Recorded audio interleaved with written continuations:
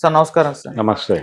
Sir నేను అల్లు అర్జున్ గారి ఇంటి పైన ఓయూజేసీ నాయకులు ముట్టడించేసి నిరసనలు తెలియజేసి దాడి చేయడం మనం చూసాం. పూలకుండలు అవన్నీ పలగొట్టేసి టమాటాలు ఇవన్నీ కూడా విసిరేశారు. అయితే ఇప్పుడు ఆ ఓయూజేసీ నాయకులను పోలీసులు అదుపులోకి తీసుకున్న తర్వాత వాళ్ళ ఫోటోలు, వీడియోస్ అవన్నీ కూడా వైరల్ అయ్యాయి కదా! వాళ్ళ ఫోటోస్ అన్నీ కూడా రేవంత్ రెడ్డి గారితో దిగిన ఫోటోస్‌ని పక్కన పెట్టి చూసి వీళ్ళంతా కూడా రేవంత్ గారి అనుచరులు, రేవంత్ రెడ్డి గారే ఇదంతా చేయించారు అన్నట్టుగా కూడా ప్రొజెక్ట్ చేస్తున్నారు. చాలా మంది అటువైపుగా కూడా మాట్లాడుతున్నారు. మరి నిజంగా రేవంత్ రెడ్డి గారు ఇటువంటి అటాక్ చేసే అవకాశం కనిపిస్తుందా వీళ్ళని పెట్టి? మీరేం చెప్తారు సార్ దీని గురించి? రేవంత్ రెడ్డి ప్రజా జీవితంలో ఉన్నటువంటి ఒక రాజకీయ నాయకుడు. అవును.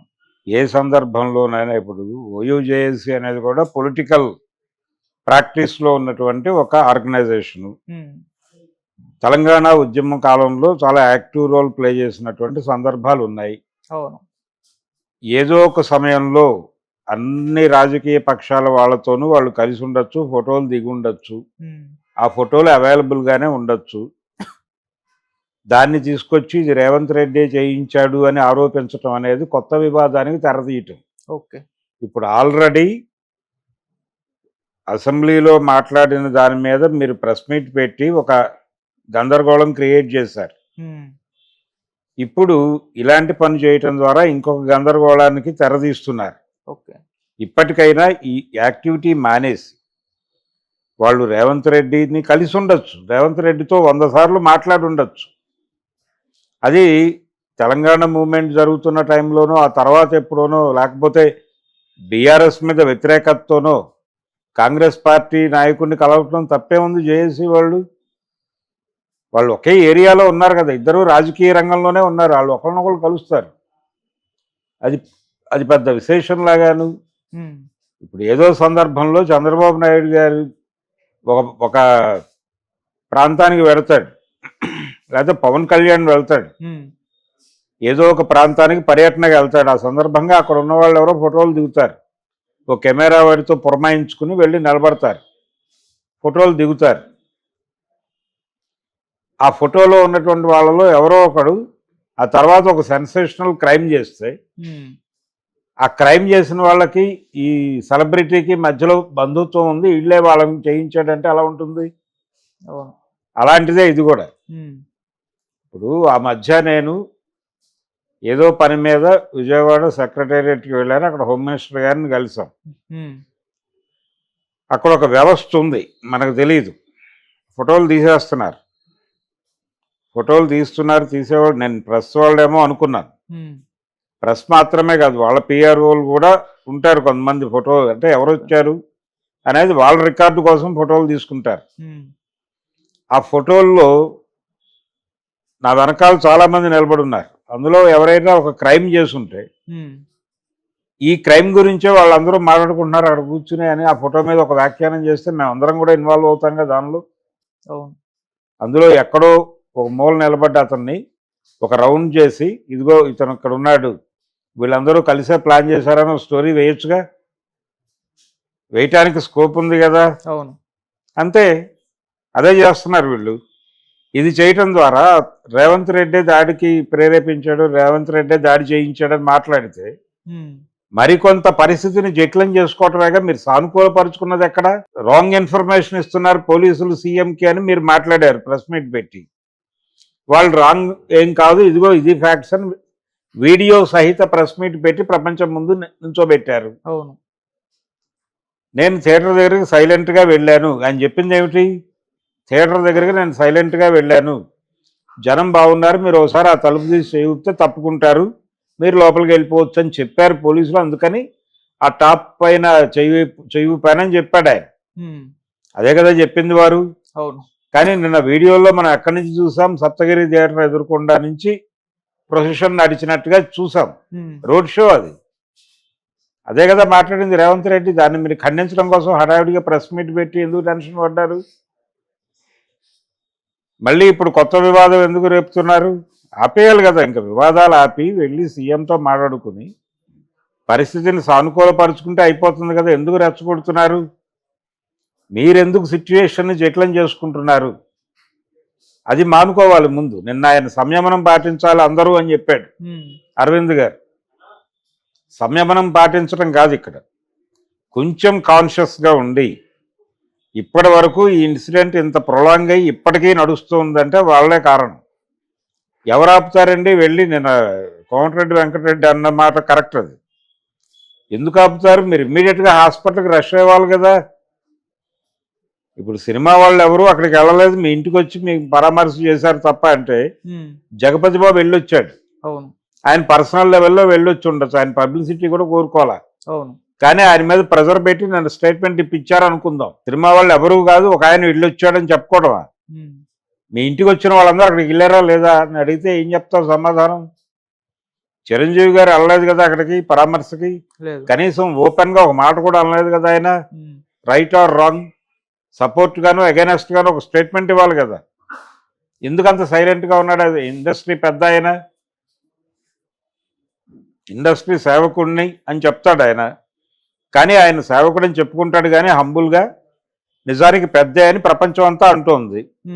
ఇంత జరుగుతుంటే ఇండస్ట్రీలో ఒక పాపులర్ హీరో, క్రౌడ్ పుల్లర్, ఒక రికార్డులు బద్దలు కొట్టిన సినిమా హీరో, ప్రస్తుతం జాతీయ మార్కెట్లో బాహుబలి రికార్డులను చెదరగొట్టేసిన సినిమా హీరో అతను. మరి అలాంటి వాడిని సపోర్ట్ చేస్తూ మాట్లాడాలి కదా ఎవరో ఒకళ్ళు. ఎందుకు రావడం లేదు డైలాగులు? ఎవరి నుంచి ఏ స్టేట్మెంట్ ఎందుకు రావడం లేదు? రకరకాల వేరియస్ ఏరియాల నుంచి వస్తున్నాయి, కోర్ గ్రూప్ నుంచి అక్కడ కనిపించట్లా. మరి ఏం జరుగుతోంది అంటే మీరు మాట్లాడుతున్న మాటల్లో గందరగోళం ఉంది. మీరు పర్సనల్గా తీసుకుంటున్నారు. వాళ్ళు వెళ్ళుండొచ్చు హాస్పిటల్కి, ఎవడు ఏమనేవాడు కాదు. నేరుగా వెళ్ళి సినిమాటోగ్రఫీ మినిస్టర్ దగ్గర కూర్చుని పరిస్థితి గురించి, సార్ జరిగింది ఇది, ఇందులో మా తప్పు కూడా ఉంటే ఉండుండొచ్చు, అందుకు సారీ చెప్తున్నాం, మా బాధ్యత మేము తీసుకుంటాం, ఆ కుటుంబానికి ఆసరాగా నిలబడతాం, ప్రభుత్వం చేసే సహాయ కార్యక్రమాలకు తోడు మాది చంద్రుకో నూలుపోగులాగా, ఈ పద్ధతిలో మాట్లాడుకుంటే సమస్య ఎప్పుడో సెటిల్ అయి ఉండేది కదా. వాళ్ళు అనవసరంగా జటిలం చేస్తున్నారని వీళ్ళు అనవసరంగా జటిలం చేస్తున్నారని వాళ్ళు, మధ్యలో ప్రతిపక్షాలు ఈ స్టాండ్ తీసుకోవాలి. ప్రభుత్వానికి వ్యతిరేకంగా అల్లు అర్జున్ని సపోర్ట్ చేస్తున్నట్టుగా వాళ్ళ స్టాండ్ ఉంటుంది అనివార్యంగా. ఉండటంతో ఆయన మరింత హర్ట్ అవుతున్నాడు సీఎం గారు. ఇది కీలకంగా గమనించాలి కదా అరవింద్ అనుకో. మీరు ఎప్పుడైతే దీన్ని ఇష్యూగా మారుస్తున్నారో మీకు అనుకోకుండా ఒక ఐక్య సంఘటన ఏర్పడుతుంది. యాంటీ రేవంత్ ఫ్రంట్ అంతా వచ్చి మీ వెనకాల నిలబడతారు. అది మీకే ప్రమాదం. మీ నాయకత్వంలో జరుగుతోందని ఆయన అనుకునే అవకాశం ఉంది. అప్పుడు మీరు టార్గెట్ అవుతారు. కనీసం ఇది ఉండాలి కదా, ఈ సెన్స్. అది లేకుండా ఎలా బిహేవ్ చేస్తున్నారు వీళ్ళు ఇంతకాలం. ఆయన పైగా ప్రజారాజ్యం పార్టీకి సలహాదారు ఆ రోజుల్లో అరవింద్ గారు. అనేక సమస్యలను ఆయన అలా పరిష్కరించాడని ఆయనకు ఒక పాపులారిటీ. ఎక్కడ పోయిందో తెలివితేటలు. మరి ఇన్సిడెంట్ జరిగిన మరుక్షణం ఎందుకు హైడ్ అవ్వాలనుకున్నారు? ఇంకొక మాట బయట సర్క్యులేట్ అవుతోంది, అది ఆయన అన్నట్టుగా ఎక్కడా వీడియో ఫుటేజ్ లేదు కానీ మనకేమి సంబంధం అనే మాట అక్కడే అన్నాడు ఆయన అని అంటున్నారు. కానీ దానికి సంబంధించిన వీడియో ఫుటేజ్ లేదు. దాని గురించి వాకప్ చేస్తున్నారు. అది దొరకదు అనుకుంటున్నాను. బహుశా అంటే ఎవరైనా విని ఇన్ఫర్మేషన్ ఇచ్చి ఉంటారో, అది ఏ కాంటెక్స్ట్లో అన్నాడో కూడా తెలియదు. వీడియో దొరికితే తెలుస్తుంది. దీన్ని ఎలా టర్న్ చేస్తున్నారంటే బయట అల్లు అర్జున్ మీద ఇటు నుంచి దాడి జరగట్లేదని నేను అంటలా. కొంతమంది ఆయనకు వ్యతిరేకంగా మాట్లాడుతున్న వాళ్ళు కొంచెం ఓవర్ హ్యాండెడ్గా కూడా మాట్లాడుతున్నారు. తొందరపాటు ప్రకటనలు కూడా చేస్తున్నారు, కాదని అంటలేదు. కాబట్టి ఆయన కొంత సంయమనంతో ఉండాలి కదా. ఇమ్మీడియట్గా ఏం చేయాలో అది చేయాలి. ఎందుకు మీరు ఇంటికి పరిమితం అయ్యారు? బన్నీవాసుని పంపించే బదులు మీరు వెళ్ళుండొచ్చు కదా.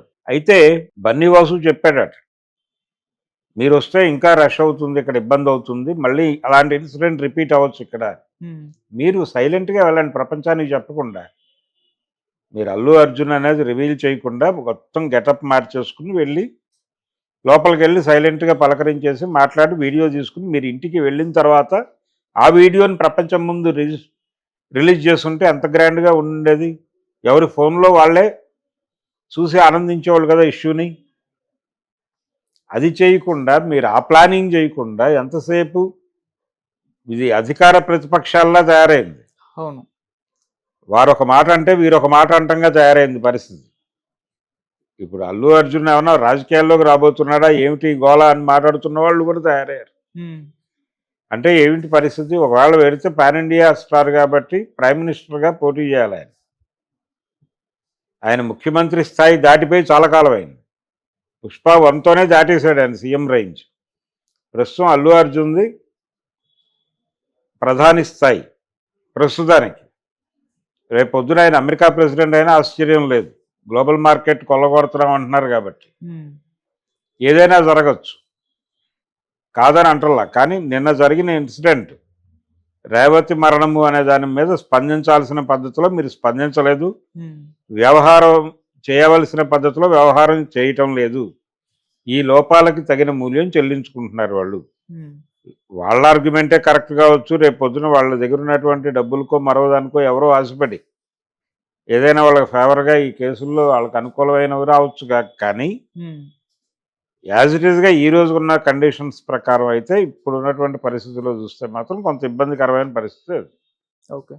అందుకని ఎవరైనా ఎవరైనా చేయవలసిన పని మానేసి చెయ్యకూడని పని వక్రీకరించు ఓడించు ఈ తర్క సిద్ధాంతాలన్నీ ఇక్కడ అమలు చేస్తున్నారు. ఉమ్, ఇది మానేసి జెంటిల్గా జెన్యూన్గా మరణించినటువంటి మహిళ పట్ల గౌరవంతో